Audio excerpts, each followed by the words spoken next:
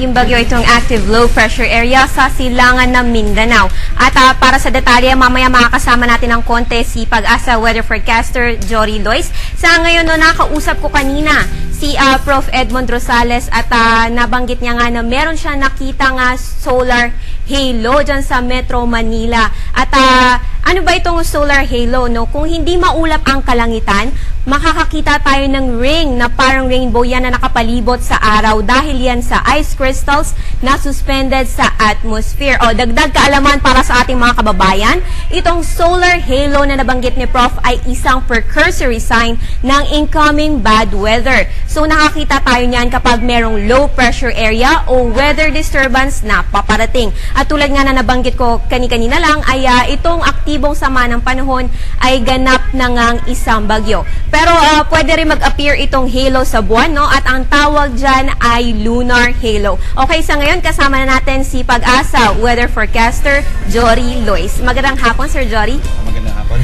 Okay, ano na po yung status nitong bagyo natin?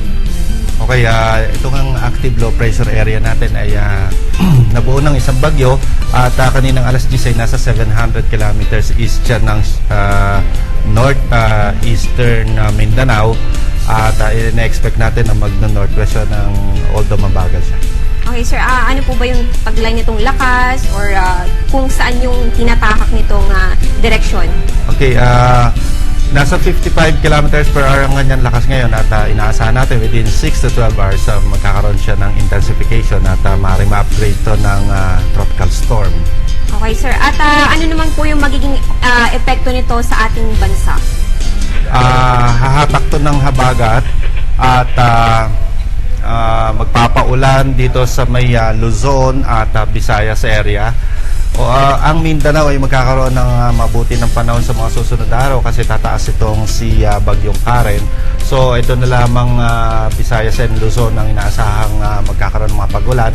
At pag tumaas pa itong si Karen sa banda rito ay definitely maganda na yung weather dito sa Visayas at sa Mindanao. Luzon na lang ang magkakaroon ng mga pagulan. Okay, sir. Pero hanggang sa ngayon ay umiiral pa rin ang itong intertropical convergence zone? Yes, meron pa rin tayong intertropical convergence zone na kung saan ito nga isang mga kaulapan dito sa may West Philippine Sea ang binabantayan namin na ano pa rin to, nakapaloob din to sa intertropical convergence zone at ito yung naging dahilan kung bakit nagkaroon ng mga pagulan dito sa Metro Manila kagabi at kaninang madaling araw.